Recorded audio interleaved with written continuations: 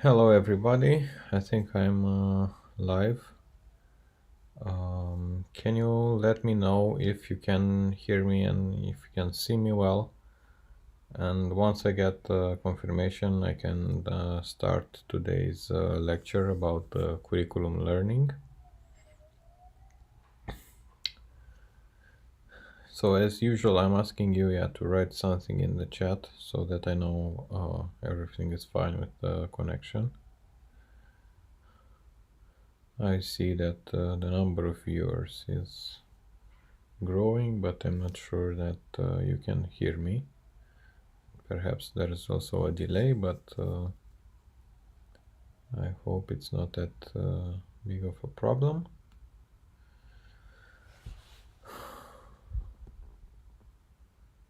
Okay, it seems that the delay is maybe it's bigger than expected. Can you let me know if you can hear me well? Write something down in the chat. Okay, thank you. So I got a confirmation. Okay, so today we're going to discuss about curriculum learning, which is a strategy of training deep neural networks. And we will see some applications of this strategy on object detection and image generation. So we're actually going to present a bunch of papers that use curriculum learning. So first we're going to do a brief recap on convolutional neural networks, or actually on networks in general. Then we're going to introduce curriculum learning. Then we will see applications in various domains, ranging from semi-supervised learning to object localization and object detection, and also image generation. Okay, so deep learning was a paradigm shift from handcrafted models that were based on feature extraction. So basically now in deep learning, we are training models end to end. So we have the input data, we have the output, and everything is between is trained. So we had very strong results in 2010 and 2012 with deep convolutional neural networks. And since then, people started using more and more this type of approach. So yeah, the results are pretty good. So basically, I use this slide just to point out that when you train a neural network, you have the forward pass, you have the backward pass through this architecture. So typically the neural networks have a feed-forward structure. And the training is based on just using random selection of the examples. These are divided into mini batches, and optimization is performed using variations of mini batch gradient descent. So the optimization function can have various forms. So the most common one is to use the softmax classifier. So here the scores are interpreted as unnormalized log probabilities, and in order to transform them into probabilities, we apply the softmax function. So we take the raw scores, we use the exponential function, and then we after we apply the exponential, we divide each score by the sum of all the other scores. So we get some sort of probabilities. And then we optimize the network by maximizing the log likelihood, which is the minus log of this probability. So in summary, this is the softmax or the cross entropy function. So yeah, this is a brief recap on how you'd apply this function, but it's not really important. So yeah, we apply the exponential, we normalize, and we obtain these probabilities, and then we optimize the network to reproduce the ground truth probabilities that we want. Okay, so as I said before, the optimization is based on gradient descent or on variations of gradient descent, like gradient descent with momentum, Adam, and so on. So the main idea, we have this loss function. We start from a random location on this loss function that corresponds to the random initialization of the weights of the model, and then we just apply gradient descent. So we compute some gradients, we determine the direction in which one to go, and we modify the weights such that the model goes in the direction of minimizing the loss. Okay, so basically the learning is based on updating the weights according to the gradients of the loss function, and these are computed using mini batches of samples that are randomly selected. So I'm trying to repeat this just to get the idea. Okay, so the typical CNN architecture has several CNN and convolutional and ReLU layers that are interlaid with pooling layers, and then we have some fully connected layers. So this is the typical CNN architecture. And yeah, these models are inspired by the human brain, which is a very positive thing. So this is has a good motivation from neuroscience to use convolutional neural network. So I'm not going to go into details because I already presented this. So the main idea is that the architecture is inspired from the human visual cortex, and this gives really good results on ImageNet and other deep learning tasks, other image classification, or I don't know, object detection, segmentation, and other tasks. But still the training is pretty, let's say, basic, which is just SGD with a random shuffle of the examples. So this is not really a big deal. So examples are selected in a random order during training, but actually if the model is inspired from the human brain, why not borrow also how humans learn? So we know that humans, for example, when you go to school, so you go through, I don't know, kindergarten, and then primary school, and then high school, and university, and so on. And you actually learn concepts in a gradual manner. So first you learn basic concepts like reproducing, I don't know, letters and digits. Then you learn how to add the digits and do math operations, and you also learn how to write words and so on. And you gradually learn to do more and more complex things. So yeah, imagine if you just would use this type of random ordering when you learn concepts, would mean that maybe at the beginning, when you're in kindergarten, you will learn, I don't know, how to train a neural network. So of course you will, it will be a very difficult concept at that early age. Okay, so the main idea, yeah, is to use this gradual training and apply it to neural models as well. So to borrow this concept from humans. So we want to start with, let's say, easy concepts, and then gradually build on top of these concepts. So the concept of curriculum learning was introduced by Joshua Bengio and co-authors in 2009 at one of the top conferences in the field, ICML.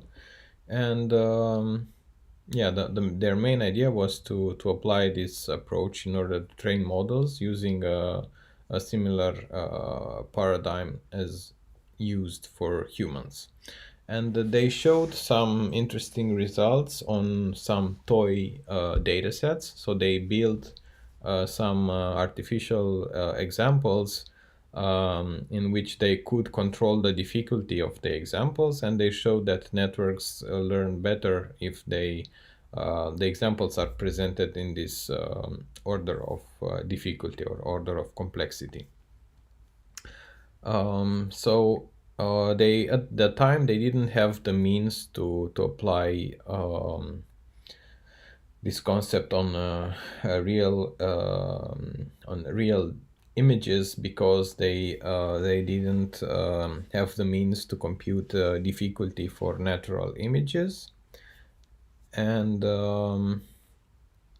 they also perhaps didn't connect this curriculum learning strategy with the fact that it is somehow equivalent with training a model, starting from a smooth out loss function, then gradually deblurring the loss function until it reaches the original complexity. And why is this related? Is because, so when you let's say that first you learn the basic concepts. So since these are very basic, we expect that the loss function to be smoother. So eliminating the complex data examples or the difficult data examples, the function that we want to optimize is it's much simpler. So it's supposed to be smoother. And as we add in more complex examples, it can the function can get more and more complex, so you can have more variation. So intuitively, curriculum learning can help.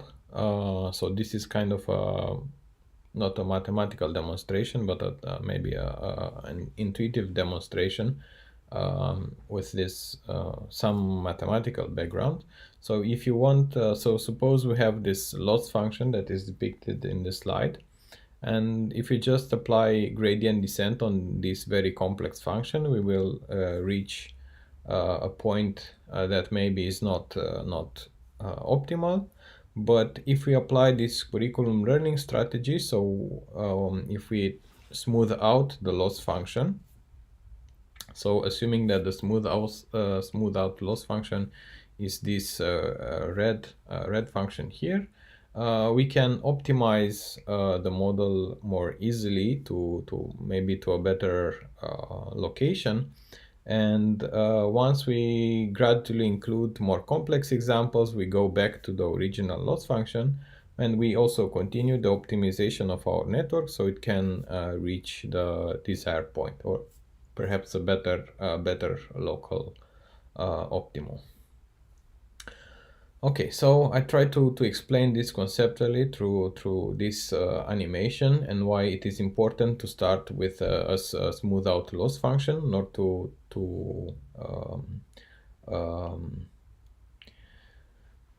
converge to some local minima that is bad. And actually, this progressive deblurring of the loss function can be achieved in different ways. So first, as I explained, this can be done by increasing the difficulty of the data samples. So we start with easy data samples, and we gradually add more difficult data samples, and these can implicitly smooth out the loss function. So we do not explicitly apply some smoothing kernel to smooth out the loss function, but we do this through to controlling the complexity of the data samples. And this requires knowledge of the difficulty of the data sample, so it's not very straightforward to use. If you don't have a measure of difficulty, say for images, it can actually be impossible. And we actually were going to start with examples in this direction, and we will start with an approach that estimates difficulty of images, and then we will see how this can be applied in various applications. Okay, then the second approach is to start with a smaller architecture. So we suppose that we want to try to train, let's say, a ResNet 152. So we just start with a smaller network that has less convolutional blocks. We train it, and then we gradually add more convolutional blocks to the model until it reaches 152 layers. And this is done while keeping the parts that were trained in the model. So we do not start from scratch. When we add new layers, the old layers keep their weights. So we do not reinitialize the weights. So this is another approach, and this seems to work very good for image generation. So it was proposed in this iClair paper in 2018. And another way to do this, so this was proposed very recently at NeoRIPS, which is actually um, um, maybe in the same time with me presenting these lectures. So NeoRIPS is now in December. And so this is a very recent work, and they show that you can also achieve the same effect by just applying some Gaussian kernels on top of the convolutional filters, and then by annealing the standard deviation of the convolutional kernels to 0. So you gradually reduce the standard deviation to 0, which means that you gradually remove the blurring effect. Yeah, you can achieve also better results through this approach. So yeah, today we're going to present several works that use curriculum learning in one way or another. So first we're going to discuss about the idea of taking the examples in this order of difficulty.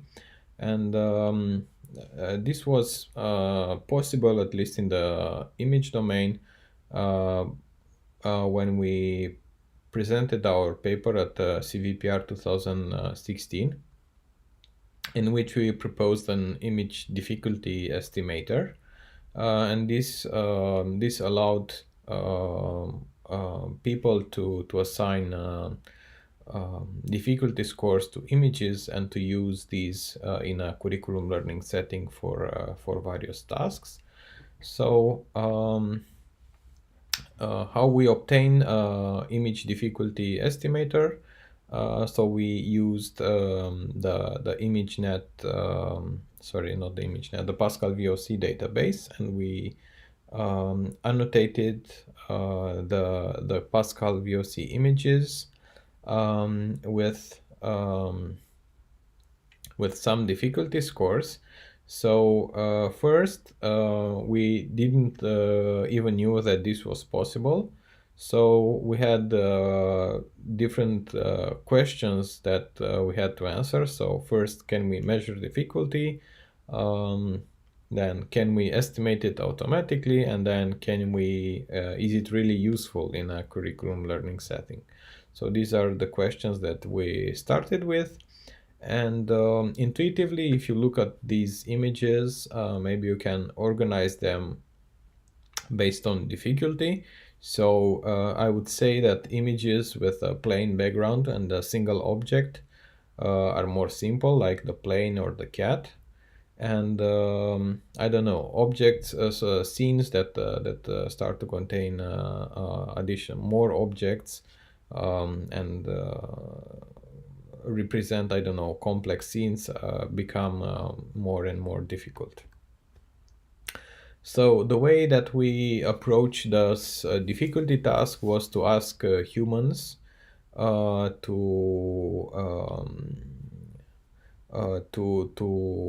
decide if there is an object inside the image or not. So the annotation process worked more like maybe like a game. So you get an image on the screen and you get this question: is there a car in this image? And you have to answer yes or no. So it's pretty basic. It's like this I don't know, Finding Waldo, or these games where you have to search for objects inside the image. So it's based on the same concept, only that we use this with natural images. And we made sure that the answer is not trivial. So there are questions. So for example, here we see a car in the image, but here there is actually no car. So you really have to look and decide if the answer is yes or no. And the ground truth answer can also be no. So it's not always yes. So you really have to look and find the object. And what we actually used to measure the difficulty is the time the average time required by humans to answer the questions assigned for every image. So every image had several questions assigned. I think I actually had two questions, one positive and one with negative answer. And for each image we had, and each question we had several annotators, and we took the average time as the average response time as the difficulty for the respective image. So we annotated about 11,000 images, and we had about 3 annotators and 2 questions per image. So we collected a total of around 70,000 annotations. And yeah, just to give you an idea of how this works. So this is of course, a very simple image. So if you get this image and this question, is there a toy bear in this image? You can immediately answer yes, and it takes almost no time. And I also like to show this image that I saw recently on the internet, which I'm really not sure how it was produced. Maybe I'm not sure if it's a natural image or an image generated by a gun or something. But yeah, if you look, it seems like a natural image. But if you try to find any objects in this image, you will not figure out what the objects are. And yeah, if I ask the question, is there a toy bear in this image, maybe this brown thing looks like a bear, but I'm not totally sure. Maybe there is also maybe a bear here, but I'm not completely sure, and so on. So you really have to look and decide if there is a bear or not. So definitely this image will have a higher complexity than the one that I showed before. Yeah, so conceptually there is an idea of complexity. We also measured the human agreement for the responses that were provided using the Kendall-Tau correlation. And when we compared one annotator versus the others, we obtain a Kendall-Tau correlation of 0.56, which means that about 78% of the image pairs were ranked in the same order. So this was kind of oracle for us. So if our system performs as good as a human annotator, that will be perfect. So and this is also provides an upper bound for what we can achieve with an automatic image difficulty predictor. Okay, so at least based on this agreement, we can say that the visual search difficulty can be consistently measured. So the first question has a positive answer. And we also measured this visual difficulty with correlation between different properties of the image, such as the number of objects. So now we measure here the correlation between difficulty and the number of objects, so and other aspects. So these are obtained from the ground truth annotations from Pascal-Vogt. So since we have the bounding boxes, we also know the number of objects. So it seems that there is a good correlation with the number of objects. So as the number of objects is higher, we also have more difficult images. We also have an inverse correlation with the mean area covered by objects. So it means that if the area is very large, then the image is more simple. So perhaps this correlates to images that have a single big objects in the scene. So this will cover almost the entire image, and this means that we have a simple image. And if you have many small objects, these will cover a smaller area and the image is more difficult. And we also observed a correlation to how far from the center are the objects, and this is natural because image difficulty was measured as the visual search task, and perhaps when you start searching you start with the center of the image, so objects that so if it is easier to you can, yeah, what I mean is if you see the objects in the center of the image, maybe you can answer faster. So and if the objects are somewhere in the margin, maybe the time it takes you to answer is higher. So it also correlated to non-centeredness and I don't know, different things like the number of classes, the number of truncated objects. So if there are objects truncated such as this one, the number of occluded objects.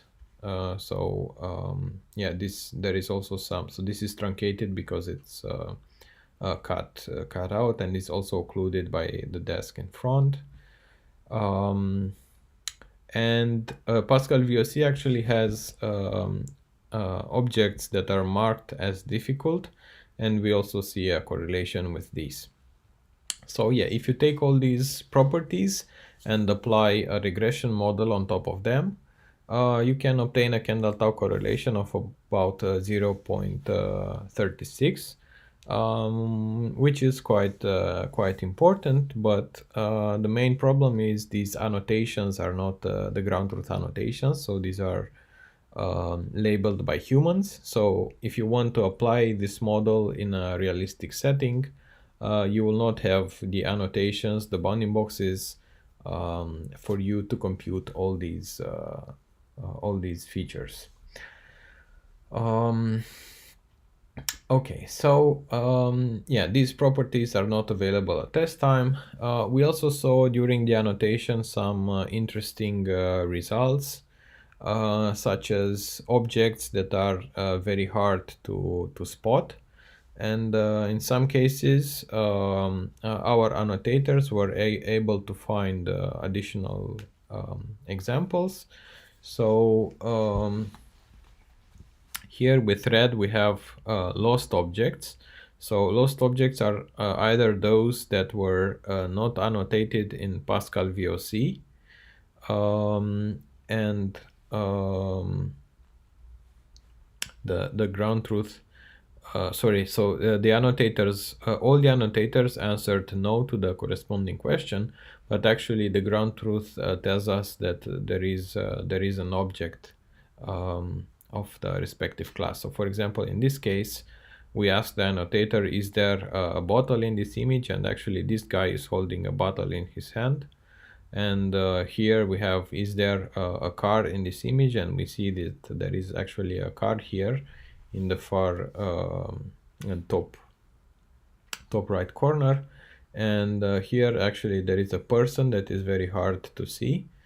That is actually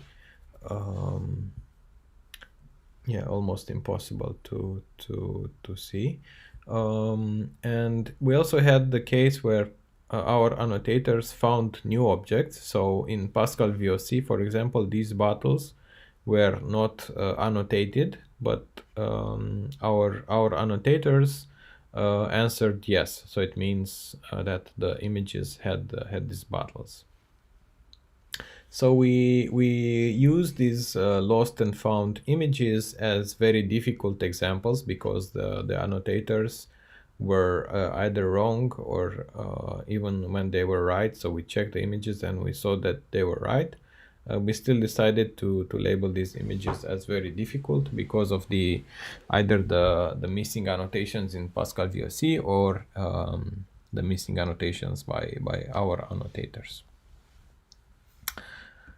Okay, so we also wanted to see how by taking the difficulty at the class level. So we take all the images that contain objects from a certain class, and we average the difficulty scores, and we obtain a difficulty score for each class.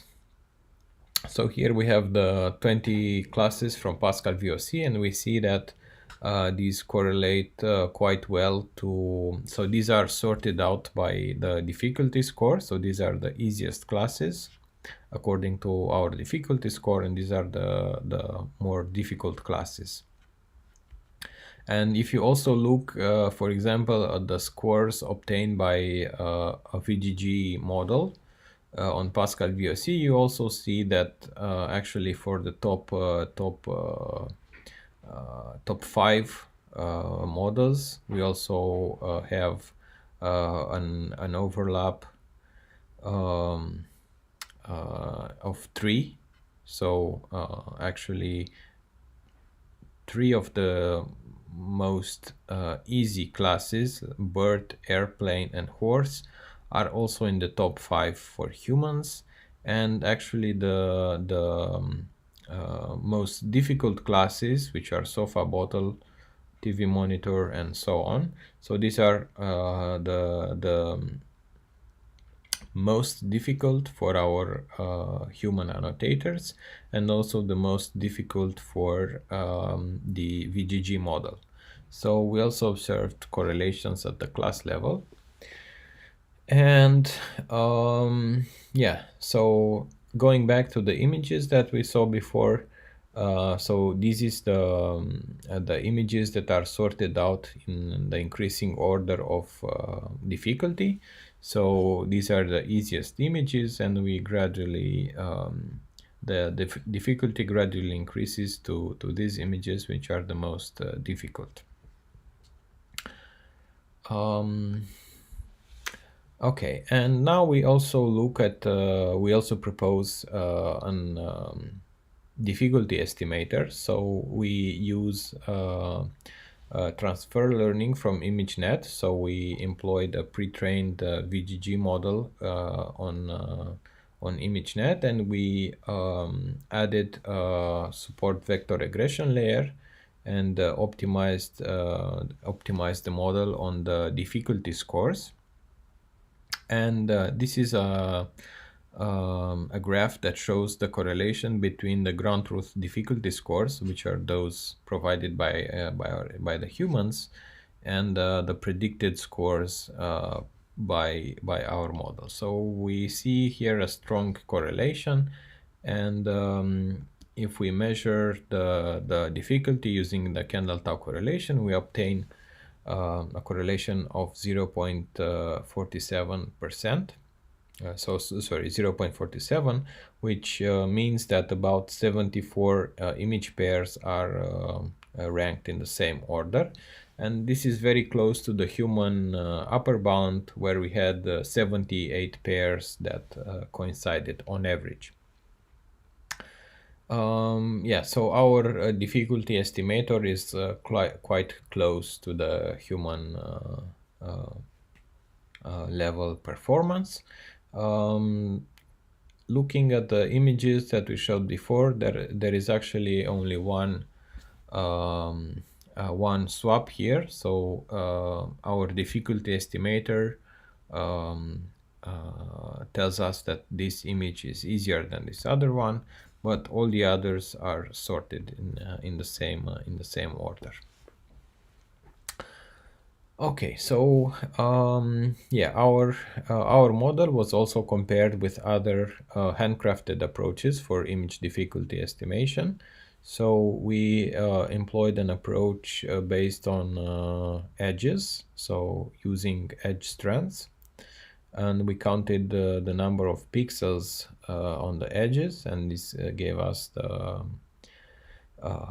difficulty score for edges. We also used the number of segments as a difficulty estimator, and also the sum of objectness scores. So we had the bounding boxes produced by the objectness approach, and we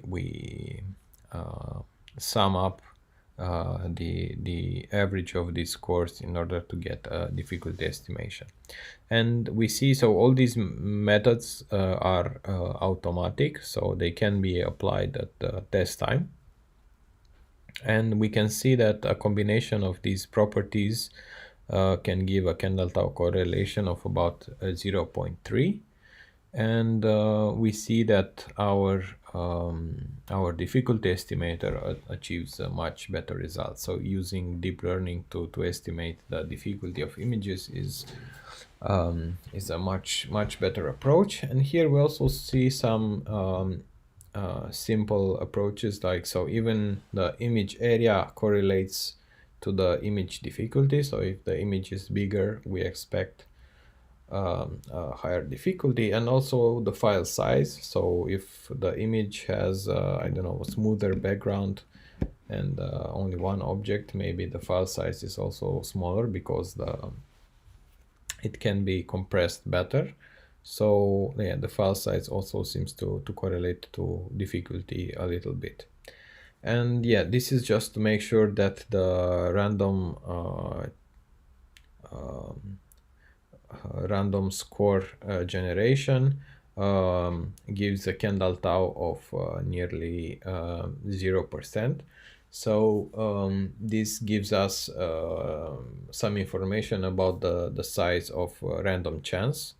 So of course that these results cannot be explained just by chance, so these are meaningful correlations here. Okay, so now we see some applications of this image difficulty metric. So first, we applied in semi-supervised object classification.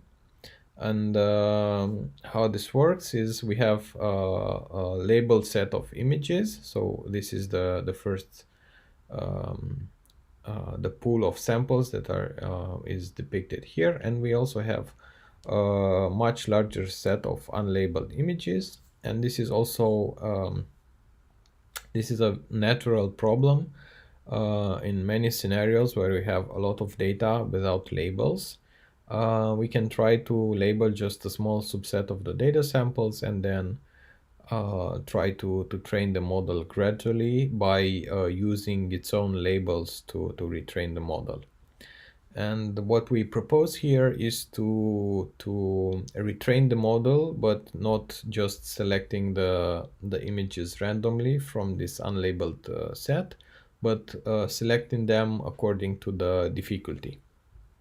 So this is based on the assumption that if the images are easier, the model has a higher chance of getting the labels correctly, and it will learn from these labels fewer errors.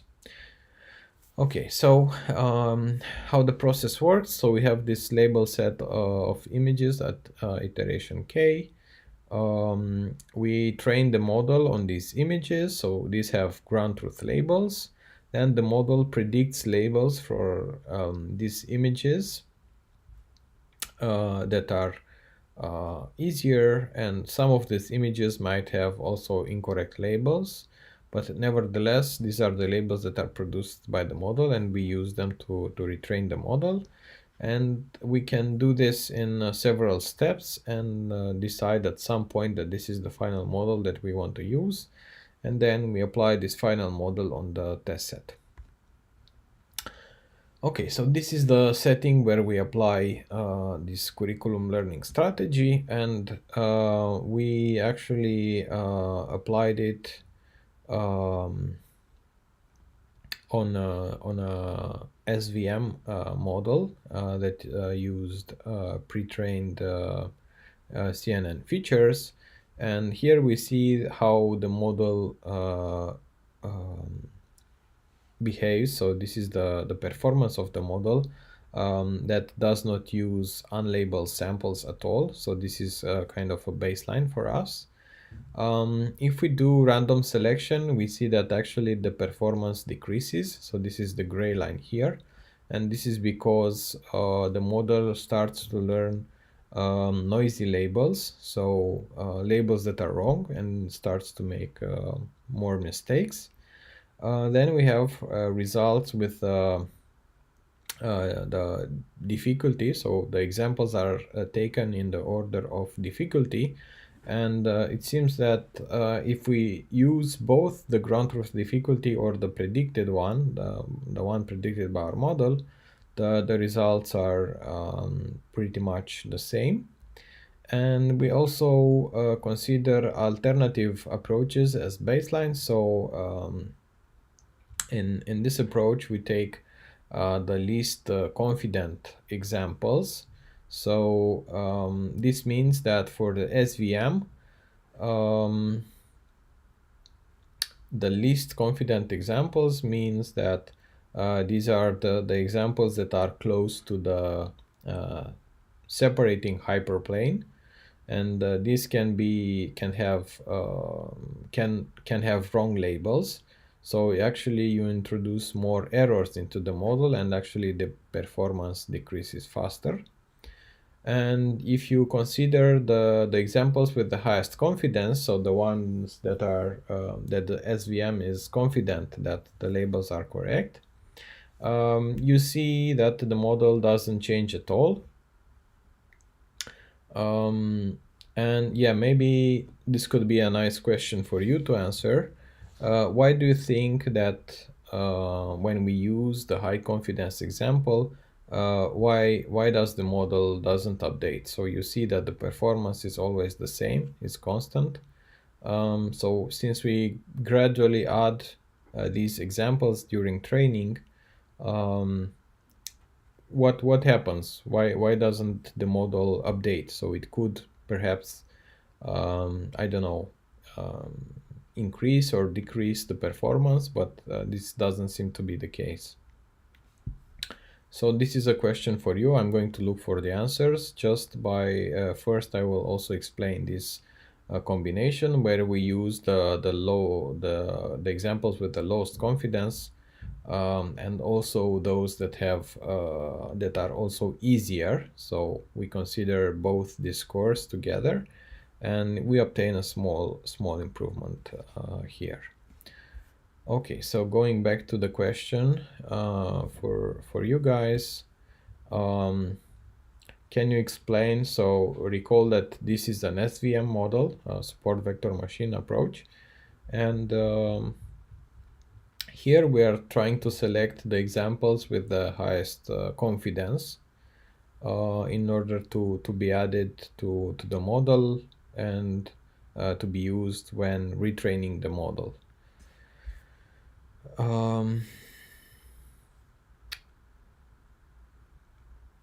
Yeah, can you translate, Mihai? Not clear.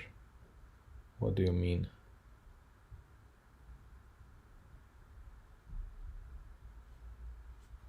Perhaps try to rephrase or write in Romanian, perhaps if it is easier.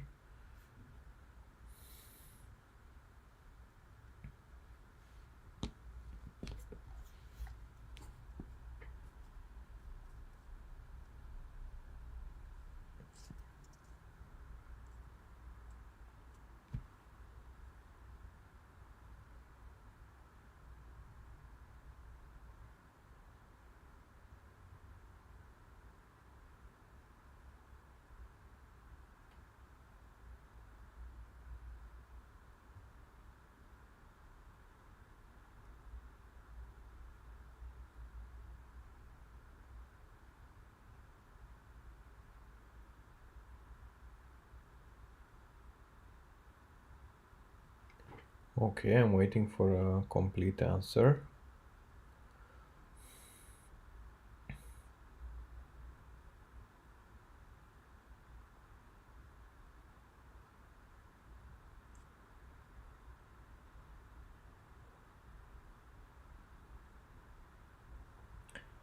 Okay, so you don't have it's hard maybe to write everything in a comment, but I think you have the right intuition.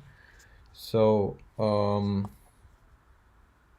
yeah, so the idea is that so yeah, Mihai is correct.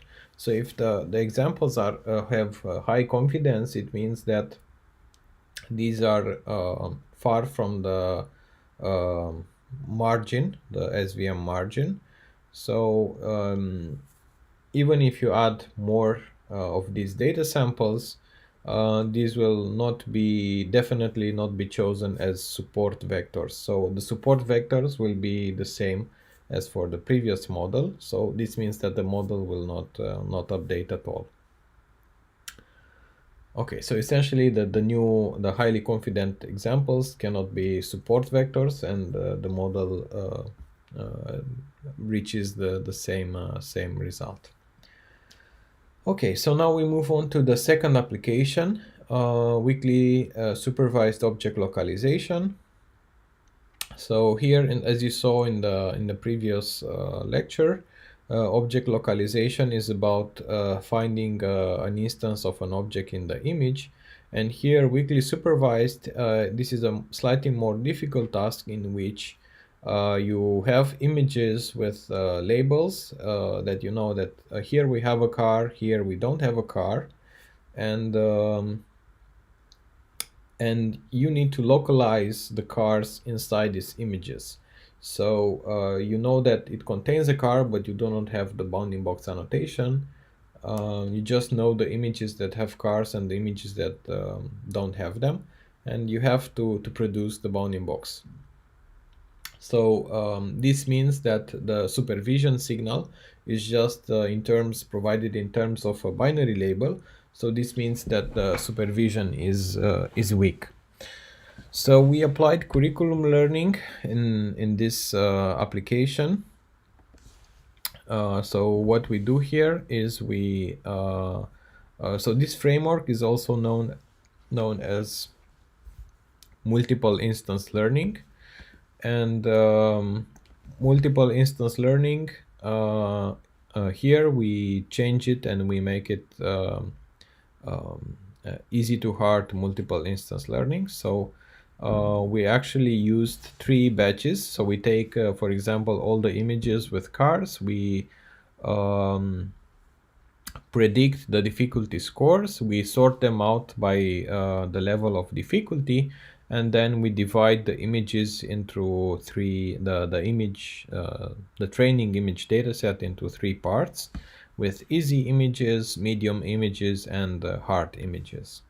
So we start training the model with these easy images, and so we update the model, then the model is applied on the easy and the medium images. On the medium images. So here we already have the labels. Then we retrain the model on this greater data set, and then we also include the harder images. We apply the model to obtain sub-bounding box predictions, and then we retrain the model once again. So in order to obtain the bounding boxes, we have to first train the model to learn to predict some bounding boxes. Then we use the predicted bounding boxes as ground truth to retrain the model to detect objects. So we do the same thing for every object class in Pascal VOC.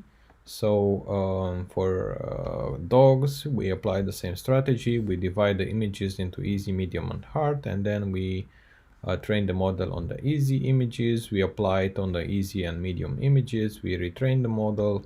We reapply it also on the hard images, and then we retrain the model one more time. So actually, in the standard multiple instance learning approach, we just apply 10 iterations of training and prediction. And the result is about the MAP, the correct localization for IOU greater than 0.5 is around 34%. And when we use curriculum learning, the correct localization grows to almost 43%. And here we used we used 3 batches, as I explained before, and for each batch we apply 3 iterations. So in total, the model is trained for 9 iterations instead of 10 iterations. So it converges faster, and it also has improved performance. And here we also see some comparative results with easy to hard prediction and also the plain prediction. So recall that the task is object localization, so it is sufficient for the framework to localize a single object in the image. And we see that typically the green boxes are more accurate than the red ones. So yeah, in conclusion, the paper, we had our data collection, the collected data is available at this URL, so it can be used for curriculum learning on images. We also observed that the difficulty correlates with the number of objects, number of classes, and size. We also have the means to automatically estimate difficulty, so this was possible as shown in the paper. And we also show applications in semi-supervised learning and weakly supervised object localization. And yeah, we have more results in paper. So the difficulty also seems to generalize across different classes. So for example, if you train the network on images with 10 object classes, and then you apply the difficulty predictor on the other 10 classes, you will obtain significant results. So it's not it's not that the approach works only for the 20 classes from ImageNet. It seems to be more generic than that. Okay, so here we see, so this is a different paper that applies a similar idea to weakly supervised object localization. So it is somewhat based on the observations from our paper that the difficulty of the images is also correlated to the size of the objects. So this paper uses the size estimates for weakly supervised object localization. So they first assume that having an object size predictor, you can figure out that these images are have objects of different size. So this one has the motorbike in this image is closer to the camera, and here it is farther away. So based on the size, we can also say that this is an easier data sample and this is a more difficult data sample. So now, assuming that we have a bunch of images, if we sort them out by their size, so this would be, let's say, perhaps the motorbike with the greatest size, then this perhaps is the second, third one, fourth one, I don't know, fifth one, and the last one. So these are increasingly more difficult for object localization. So yeah, these are sorted out by the size order. So the idea here was to apply curriculum learning from easy images to hard ones. But here, easy images are those with the bigger objects and hard ones are those with the smaller objects.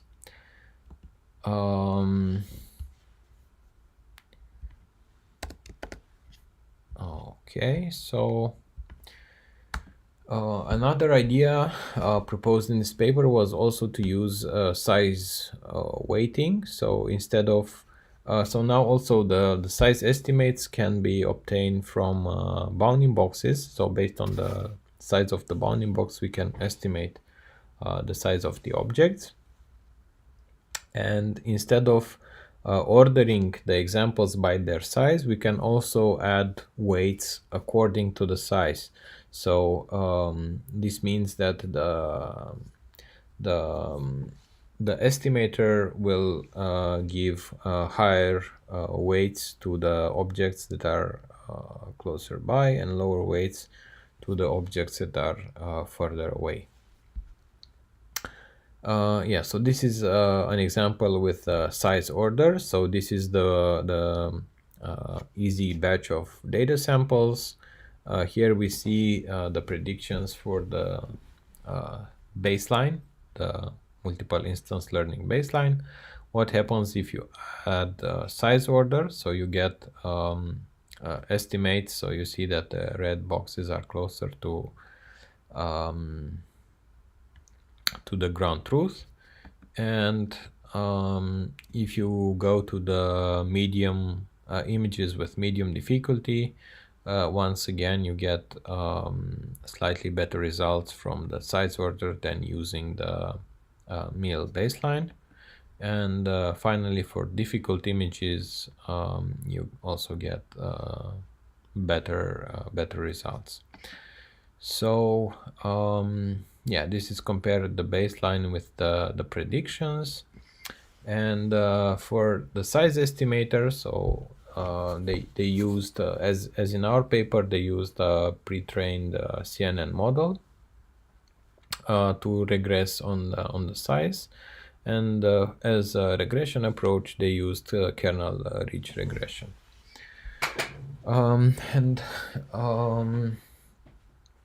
yeah, these are some results for class chair, and we see the comparison with the ground truth of the multiple instance baseline. So these results are not as good. You see that the results with size ordering are better, and with size weighting even better than that. Okay, and these are the results in terms of MAP. So first they started with slightly better baselines. So their baseline had a correct localization of almost 40%. When they use size order, they get an improvement of almost 7%. So our improvement here was slightly higher. They were able to obtain much higher improvements using size weighting. And finally, they also compared, so this approach uses CNN features but without fine-tuning the features. And if you use a deep approach that has end-to-end training, and uses ground truth labels, so this is not weakly supervised, this is a fully supervised framework, you see that the MAP, the correct localization is around 65%. So yeah, this actually, when you use a weakly supervised approach, you cannot beat this fully supervised approach, but you can get quite close. And these are weakly supervised methods from the literature, and they actually were able to improve the state-of-the-art results in literature with this simple idea of using size estimates. And these are also results. So these are results on Pascal VOC 2007. So this is correct location. And this is also the MAP score. So in terms of the MAP, their result was slightly lower compared to the state-of-the-art. But still the improvement from the baseline is quite significant. Okay, and they also showed results of generalization across classes. So when you train the model across classes, we obtain slightly lower results.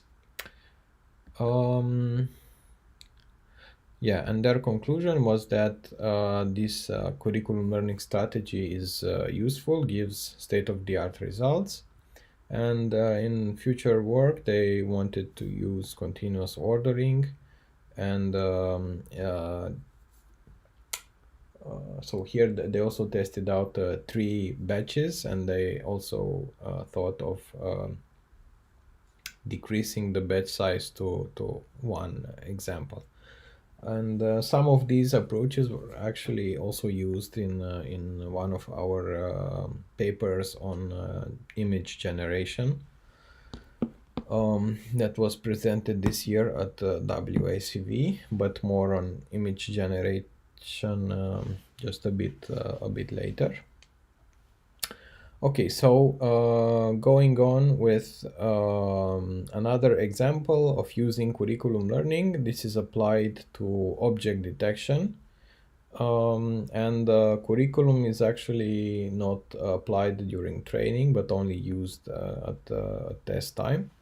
So we discussed about object detection actually in the previous lecture, so I'm not going to take too much time. So object detection is just finding object instances of certain classes. So you can have multiple instances in a single image.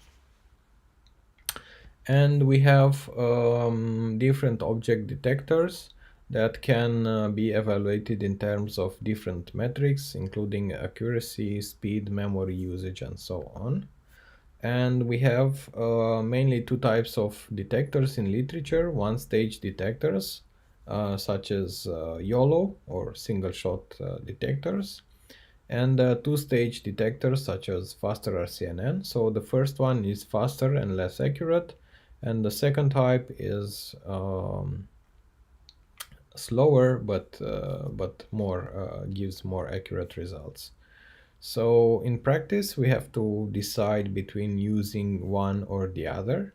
And what we proposed in this workshop paper was to actually combine a single-shot multi-box detector or a YOLO detector with a 2-stage detector such as faster RCNN. So I'm trying to go faster through to these details because we already discussed last time about so single shot detector. This is just similar to YOLO. So it doesn't have a region proposal network. It just uses a set of predefined anchors to detect objects. And in faster RCNN, we have this region proposal network that takes the output from the backbone CNN and tries to propose a set of potential objects that are then passed through the final part of the architecture that does bounding box regression and classification. Okay, so yeah, so instead of just using one model or the other, what we propose is to split the data according to difficulty and apply the fast object detector on the easy images, and then use the hard use the 2-stage detector for the hard data samples. And yeah, this is the algorithm that we proposed. It is pretty simple.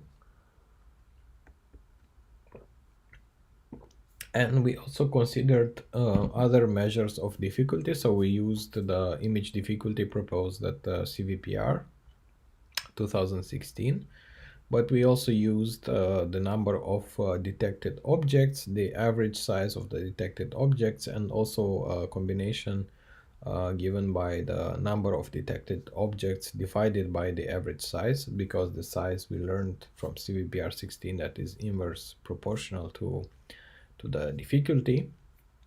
The main difference is that at CVPR we use the ground truth bounding boxes to estimate the number of objects and the average size, where here we actually using the number of objects detected by the model. And we actually we are using the single shot object detector for this difficulty. estimation. And if we decide that the image is easy, we already have the detection, so there is nothing left to do. But if we decide that the image is difficult, then we also apply the two-stage detector. Okay, so here we have some results on Pascal VOC 2007, and we considered two detectors, a mobile net SSD and a faster RCNN. And here we have the split on the test set. So here we provide the whole test set to mobile net SSD. Here we provide the whole test set to faster RCNN, and in between we just use different splits.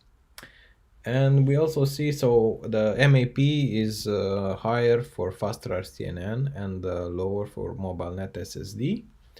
If we split the images randomly, we obtain some MAP results.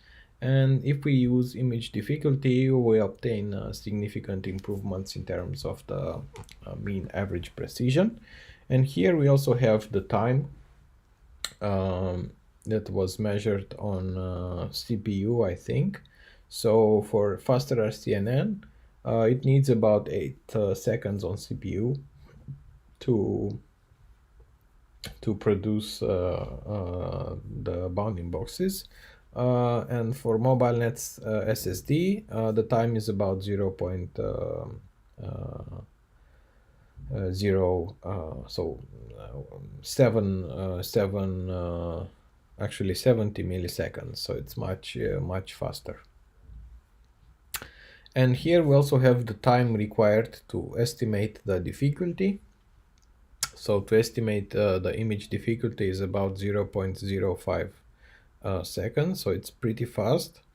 If we use the detected objects, like the number of objects or the average, we have to apply the lightweight object detector, so the time is the same as here, so it's 0.07 seconds. And now we have the average time, so if we split the images 50-50, so the easy samples are sent to this model and the hard samples are sent to this other model, then we obtain here, so the time is about twice as low, and yeah, the results are like 3% lower compared to this model. So we obtain a better trade-off between accuracy and speed than just using a random split of the images. And these are also results with a different object detector, a different single-shot object detector that is slightly better than mobile net SSD, but also slightly slower. And here we use the estimation from mobile net SSD not to increase the time by too much with this object detector. And yeah, we can still see similar improvements in terms of time, but actually better results.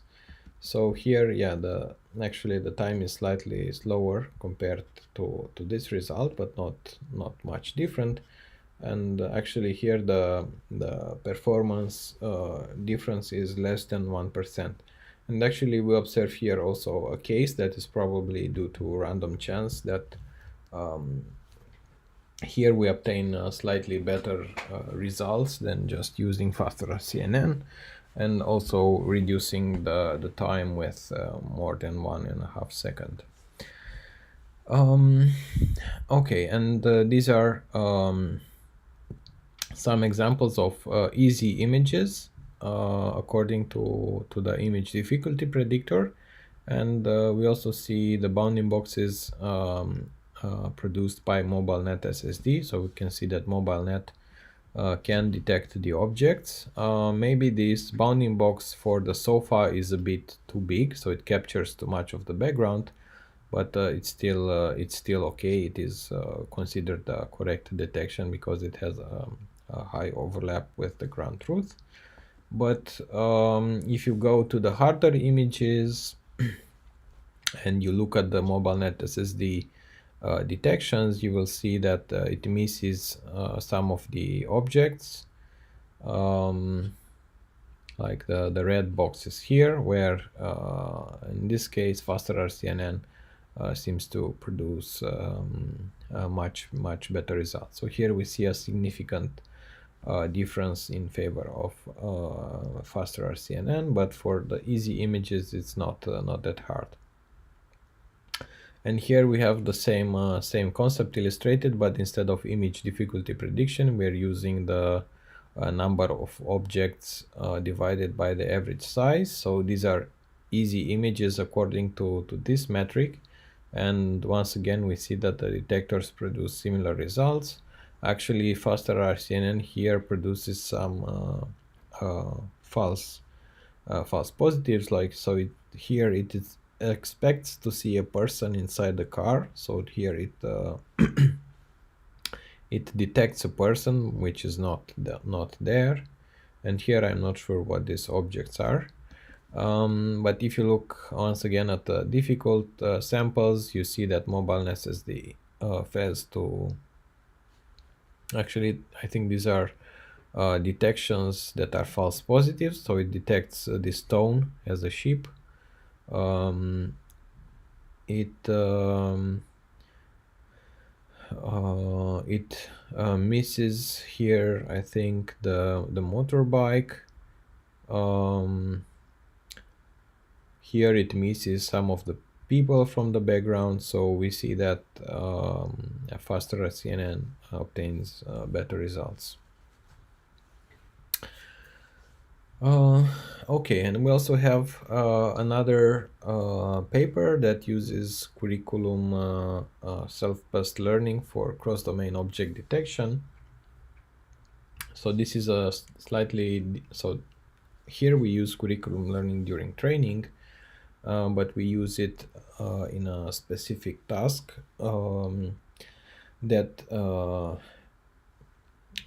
that uses training data from a source domain and test data from a different domain. So one concrete example is when we want to train object detectors for autonomous driving.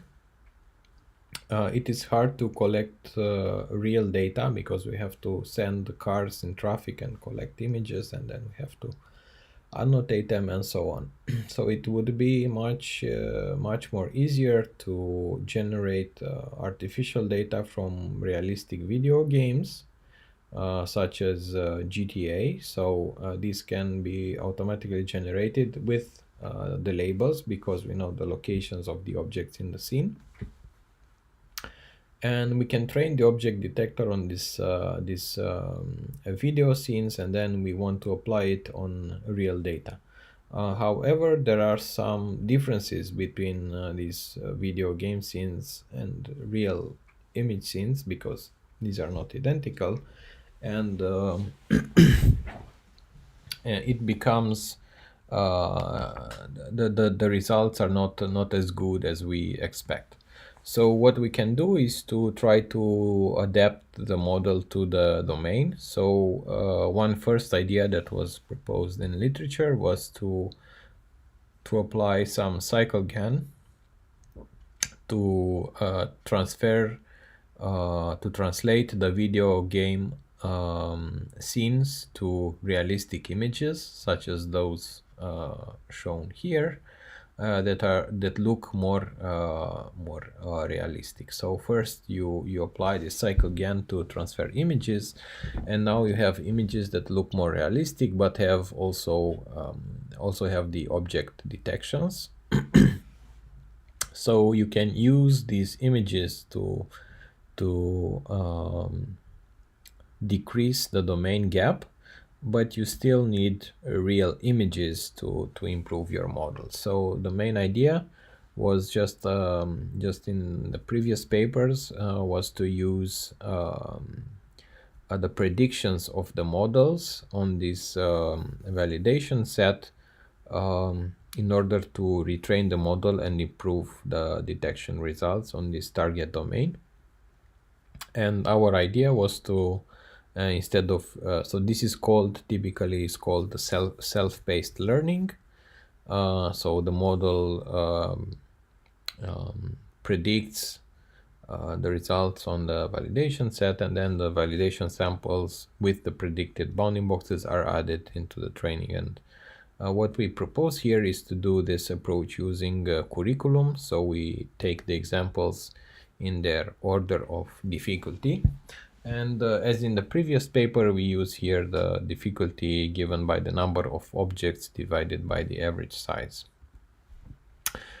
So yeah, this is the algorithm for adapting the object detector to the target domain. I'm not going to go into the details too much here. And the difficulty score, which is given by the number of objects, the squared number of objects, divided by their average size, divided by their size. So the average size is 1 divided by the number of objects, and the square comes from this n here, from the average. Okay, so first we looked at how this difficulty measure compares to the accuracy of the model. So we see that the model obtains a better MAP on the easy data samples and lower MAP on the hard data samples. So it means that our measure of difficulty is meaningful and is correlated with the MAP of the model. So essentially, when we use the easy data samples, we will have more correct labels here, and the model can learn better. And we compare our results on here. I'm showing actually only 2 data sets, but in the paper we have 4 data sets, and we show better results than the state of the art in terms of improved in terms of absolute gains with respect to the baseline. So here these are baselines that do not have any domain adaptation, and this is our baseline. So different papers had different accuracy levels for their baselines, and then they showed when they applied domain adaptation with different approaches, they obtain these MAP scores, and we show that our absolute gains with respect to our baseline are much higher than those in the related art. And a part of this gain is also due to the curriculum learning part. So yeah, here we're showing what happens when we apply self-paced learning. So we get an improvement here. If we apply curriculum self-paced learning, we get bigger improvements. This is the improvement when we use CycleGAN images. So if these are added into the training, we obtain significant gains, and we can apply self-paced curriculum on top of this model, and we obtain further improvements. And when we use curriculum learning, so this is self-paced curriculum, we get even better results. So these are 1 or 2% higher. Okay, and here we also have the accuracy of the model. If label data from the target domain would be available, so if this would be possible, we would obtain better results. So still this domain adaptation approach, and in general the domain adaptation approaches have some gap that need to recover in order to obtain the same level of results. But yeah, we can observe, so compared to this model, the improvements are quite significant. Okay, here we have some results, some qualitative results. So these are the detections of the baseline model, and yeah, right now I'm not sure what the colors indicate, so I think the green is ground truth. Red is false positive, and blue is false negative. So blue are objects that were not detected, and red are objects that are detected extra. So when we use cycle GAN, here actually we see that there are some false positives and maybe less false negatives than the baseline. When we use self-paced curriculum, there are a lot of false positives, like these big bounding boxes here and in this image as well. And when we use curriculum learning, these false positives are eliminated. And yeah, this is the final result. Okay, so now we move on to, let me also check the time. So yeah, we have some time still. We move on to curriculum learning applied to generative networks, and we have two approaches here. One that is based on considering the data samples in increasing order of difficulty, and another one that is based on growing the neural network architecture. So the first approach was proposed by one of my PhD students and other collaborators from our university and also Polytechnic University of Bucharest, and this was presented at one of the top conferences this year. And the approach is based on so in the classical approach, in the classical GAN approach, we have a generator that takes some random noise vectors as input and generates fake images. Then we have some real images, and we have a discriminator that tries to discriminate between real and these fake images. So the generator is trained to fool the discriminator, so it tries to generate images that are as realistic as possible, and the discriminator is trying to work against the generator to figure out what images are generated and what images are real. So the objective looks something like this. So this is the loss for the discriminator with respect to real data. So X is sampled from the probability of density probability of real data, and this is from the density probability that tries to estimate the real data. So this is the probability of these noise vectors. And here the generator can influence only this part of the loss, and this objective is optimized using a min-max optimization. So we want to maximize this objective with respect to the discriminator and minimize it with respect to the generator. So what we propose is to sort images by their difficulty score. So we take our image difficulty predictor from CVPR 2016, and we apply it on different data sets that we want to use for image generation, such as CFAR10, apples and oranges, and horses and zebras. So these are used for cycle GAN.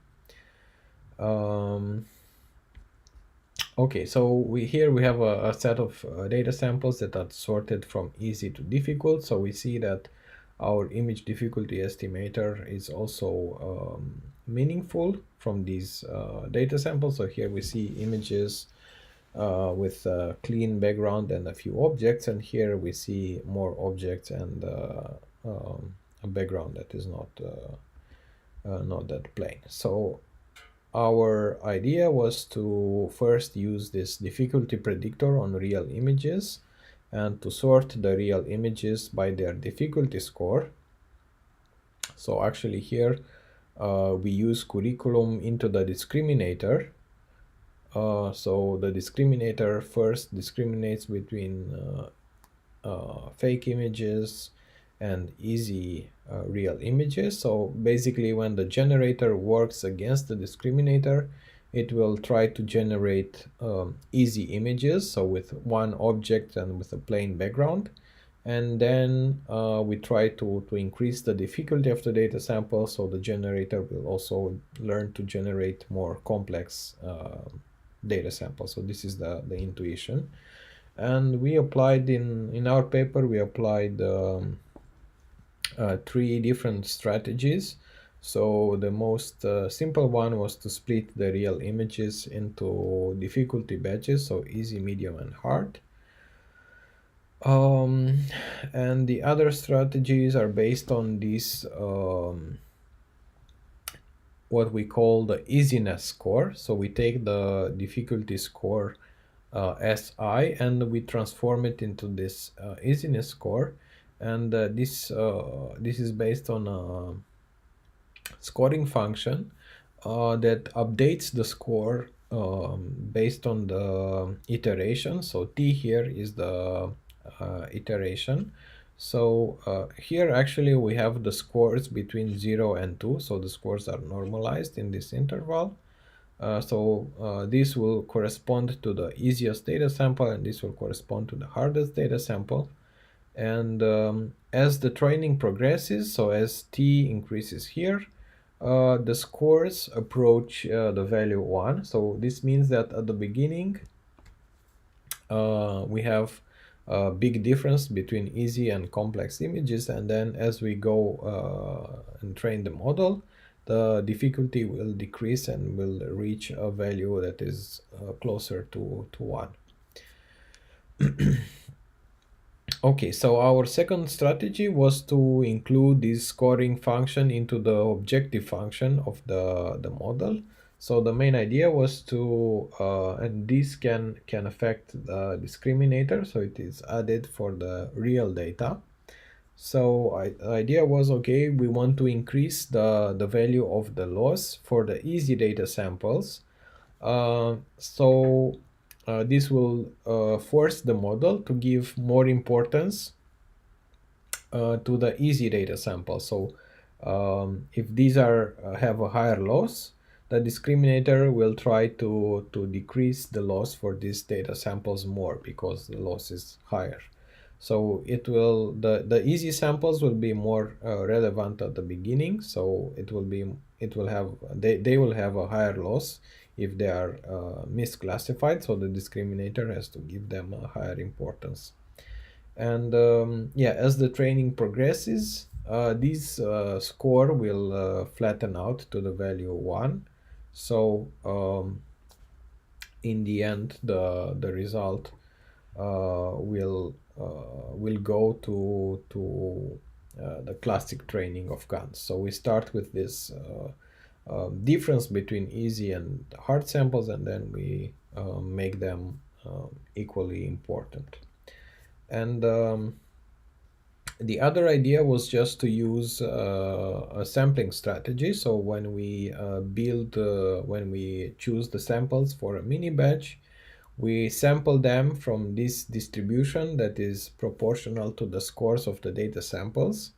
So an easier image will have a higher score and thus have a higher probability of being selected at the beginning of the training process. And as we progress through to the training process, we will decrease the probabilities for the easy samples and increase the probabilities for the data for the other samples according to this function until they all become equally likely of being selected. So this is kind of the idea of using a continuous approach instead of dividing images into batches. So instead of using this hard separation, this is more of a soft separation approach. Sorry, this one is a more of a soft separation approach. Okay, so these are the strategies that we tested out. So here we have the results with batches, results with sampling, and results with weighting. And this score, the inception score, is used to automatically measure the quality of the generated data samples. So here we obtain scores of all our curriculum strategy obtain scores of nearly 8.4 or 8.3%, which are better than the baseline that we used. And our results at the time of publication were state of the art for CFAR, at least in terms of the inception score and the Frechet inception distance. These results are also higher with respect to the state of the art. So yeah, with respect to the baseline that we considered was state of the art at the time of publication, and we improved our results over this baseline, so these were the novel state of the art. Yeah, and we also, these are results in terms of automatic comparison of the quality of the generated data samples, but we also use the human annotators to decide if the images are real or fake. So we used 10 annotators to label images as real or fake. So we had a bunch of images from our approach and a bunch of images that were real. So we had 100 images of each, and these were shuffled out, and the annotators had to answer, is this image real or fake? This is one data sample, and this is another data sample. So one of them is real and the other is fake. I think so I can figure out which answer is correct by looking at the images here. Yeah, so you see that this image also appears here, so it was actually generated by our model. So this data sample is generated, and this data sample is real. And we also see here the results. So for these are images that are real on the first row here, and we see that for these images, these are voted as real by 10 out of 10 annotators, and these are voted as fake. So these images are actually real, so these are images from CFAR 10, but our annotators labeled them as fake images, although they are actually real. So the annotators are not always correct. So if you look at the average performance for the real image, for the real images is around 75%. So they missed they missed some of the real data samples. So I think the number of data sample was not 100, was 200, I think. So you can get here the maximum that you can label as real is 200. Okay, and we also see here that for the basic network, the baseline, we had only one image with 10 votes as real, and one image with 9 votes as real, and all the other had 7 or less votes. But for our method, we had several images with more votes. So on average, 1 in 4 images produced by our network was labeled as real, and for the baseline, less than 1 in 5 images was labeled as real. And here we also see images that were labeled as unrealistic, so these are definitely not real. And you can see here that the objects look weird, so this is like a dog with a weird head, and so on. Okay, and we also applied the curriculum learning on top of CycleGAN, and here we measured the results only in terms of human by our human annotators.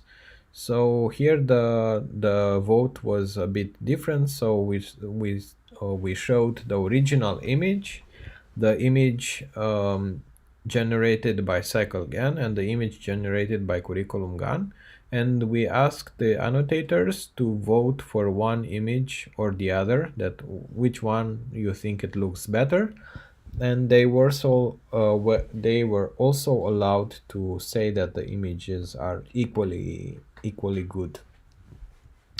So there are three possible labels. So from the total number of so here we used because the test sets are not that high, they have around 200 or 300 images. We annotated the entire test sets for all these horse to zebra, zebra to horse, apple to oranges, and oranges to apple. And the annotators, in most cases, they voted that our framework produces better outputs. In a few cases, and maybe less than or about half of the cases, in some here for apple to oranges, it's about half of the cases they voted for CycleGAN. And yeah, we also have the number of ties and the results. So here we had 6 human annotators. So once again we show images with the number of votes. So the first one, the one in the left, is voted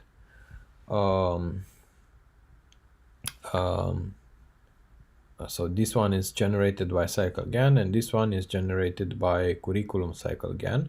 So the images in the left are generated by the baseline, and the ones in the right are generated by our model. And here we see the number of votes for one image or the other. And when the number of votes does not add up to 6, so we have 6 annotators. So here we see 3 votes for this image and 1 vote for this image. The other 2 votes were actually ties. So when the sum doesn't add up, those are ties. Okay, so yeah, here we have a few examples where images were voted in favor of CycleGAN. And here we see that there aren't so many cases in which voters opted for CycleGAN with all 6 votes. But here for our model, we see several examples in which all 6 annotators voted in favor of our approach. So yeah, our method was labeled as providing better results. Okay, so I'm going to skip a bit the conclusion in order to finish in time. Okay, so the next paper is also showing results on image generation, and this idea is based on progressively growing the models.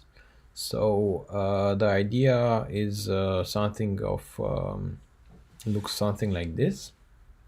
So they start with a generator and a discriminator that has only one layer, and the input is small, so the image is 4 by 4 pixels, and they train the model for a couple of iterations, and then they add layers, and the layers, so these are the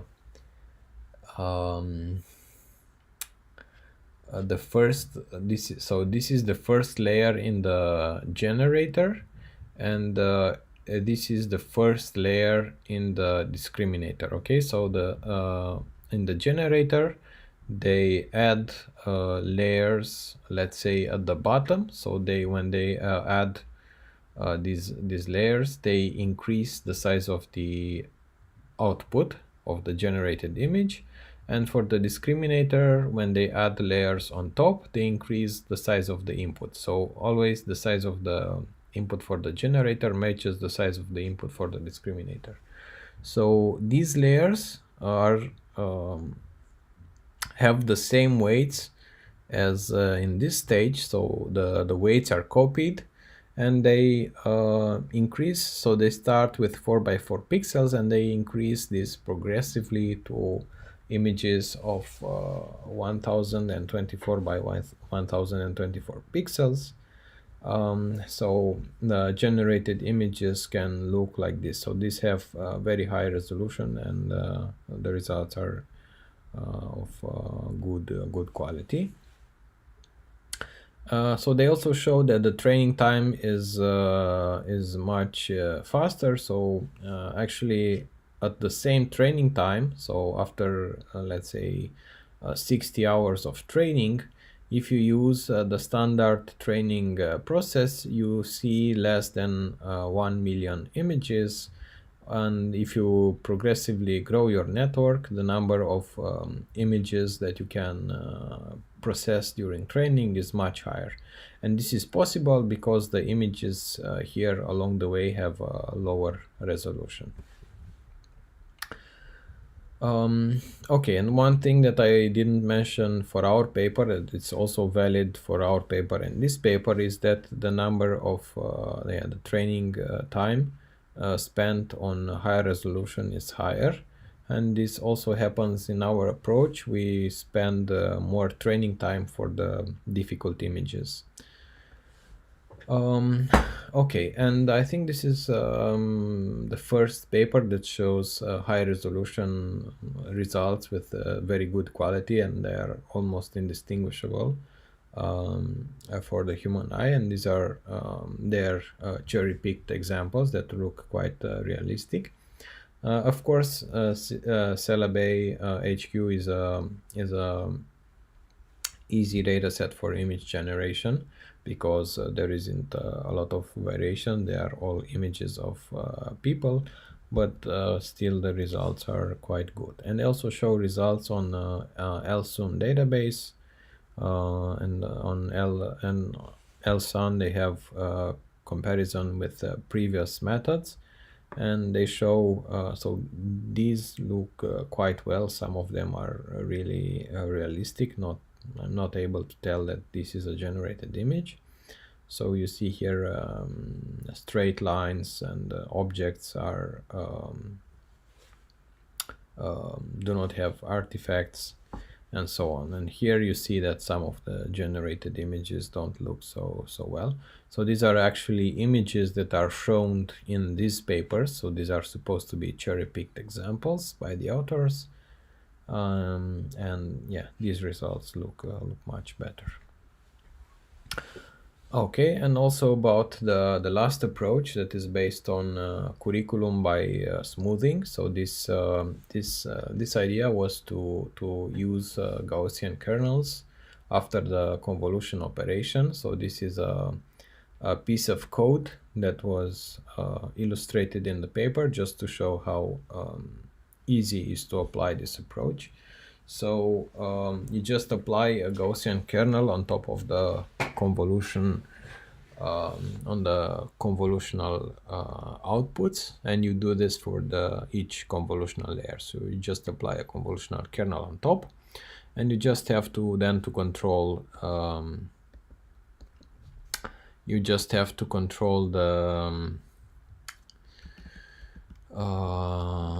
the sigma, which is the size of the or maybe the width of the peak of the Gaussian kernel. Okay, so the Gaussian kernel is just a kernel that has the shape of the Gaussian function in 2D. So the peak is supposed to be in the center, and then you gradually decrease the values in the kernel. And when you apply this Gaussian kernel on top of an activation map that looks something like this, you will blur the activation. Yeah, so when you blur the activation, you decrease the model capacity and implicitly also decrease the complexity of the loss function. So, okay, so they have results with standard neural networks and networks with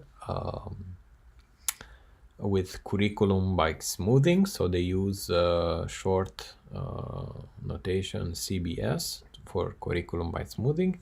And you see that for ImageNet, they improved the results for VGG by 3%. This is the top 1 error and the top 5 error, and also the error for ResNet 18 is also improved by 4%.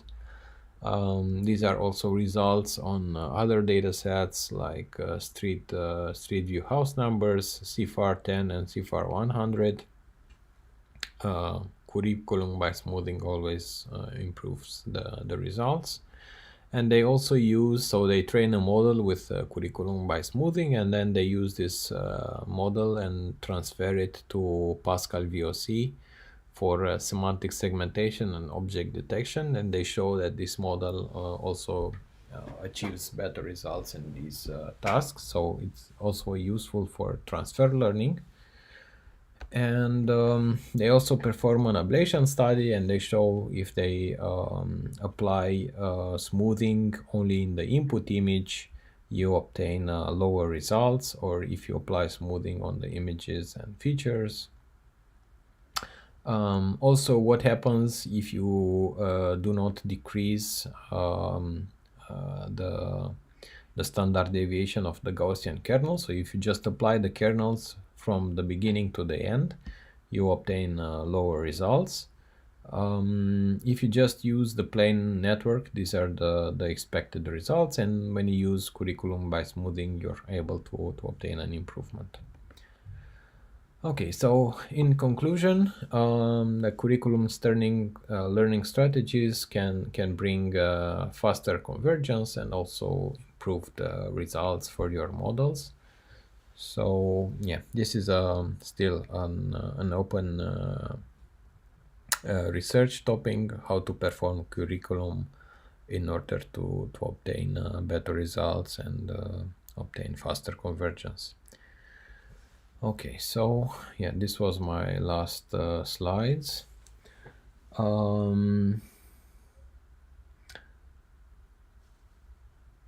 Okay, so we have a question about the number of epochs. Yeah, so we did not experience mode collapse for curriculum learning. Actually, I think it can improve mode collapse, and but the models that we use didn't have this issue. Okay, and the number of epochs in the end was the same. So yeah, if you look at this figure, this is the number of training iterations. So the models are trained for 80,000 iterations, and you see that the model starts to stabilize around maybe 30,000 iterations or 40,000 iterations. So yeah, the results are do not improve much after this point, and but nevertheless the number of iterations is always the same, so we do not need to train more. So actually we perform a few iterations with easy data samples and a few more iterations with medium data samples, and then the rest of the iterations with all the data samples included. But in the end, the number of iterations is always the same. Yeah, but you can also think of reducing the number of iterations. So for example, if you look at the top result obtained by the standard GAN is achieved somewhere around this point, I think. So this is for to achieve maybe here it's a bit higher than 8, the inception score. So you need more than 60,000 iterations, and to achieve the same result, if you go here, maybe with the red or green approach. So in order to achieve the same score with curriculum learning, you need about 25,000 iterations, so less than half the number of iterations to achieve the same performance as here. Yeah, so if you want to go for the same performance, you can achieve it in less iterations, but if you want to improve performance, you can go for the same number of iterations in order to achieve better results. Yeah, so for this training set, this figure is from CFAR, so the number of images is 50,000 for CFAR 10. Okay. Okay, so yeah, you can ask a few more questions. I can stay for 1, 2, 3, 4 extra minutes. Okay, so I'll keep watching this slide to see if there are any other questions.